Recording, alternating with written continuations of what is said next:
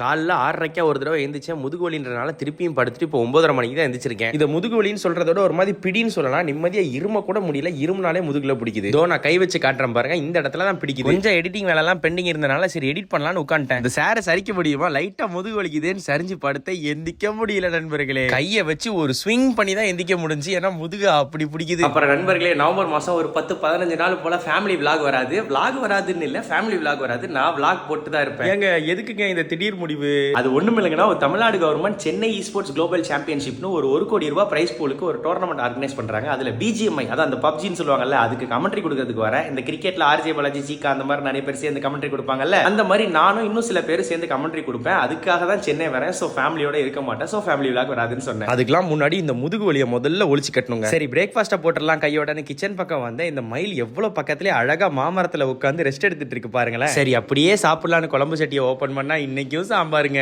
இந்த இடத்துல தான் கடவுள் எனக்கு அழகான ஒரு ஆப்பர்ச்சுனிட்டியை ஓபன் பண்ணி கொடுத்தாரு. என் வைஃப் வீட்ல இன்னைக்கு சமையல் ஆகல போல, அதனால பிரியாணி வாங்கிட்டு சொன்னாங்க. கச்சிதமா இந்த சான்ஸை பயன்படுத்தி அவங்களுக்கு மட்டும் இல்லாம எனக்கும் பிரியாணி ஆர்டர் பண்ண பிரியாணியை சாப்பிட்டபடி இந்த விளாக் நிறைவடைகிறது. சாப்பிடும் போது என்ன மாதிரியே தம்பி 5 நாள் சாம்பார் தானே சாப்பிட்றான்ற எண்ணம் இருந்துச்சு. ஆனா நான் வாங்கிட்டு போனா நிறைய ரூல்ஸ் பேசுவாங்க. அதுக்கு நம்ம வெளியே வச்சு தெரியாம சாப்பிட்றது பெட்டர்னு வாங்கிட்டு போல. இன்னையோட வெஜிடேரியன் முடிஞ்சது, நாளைக்கு சிக்கன் செஞ்சிருவாங்க. நல்லதே நினைப்போம், நல்லதே நடக்கும். பாய் நண்பர்களே.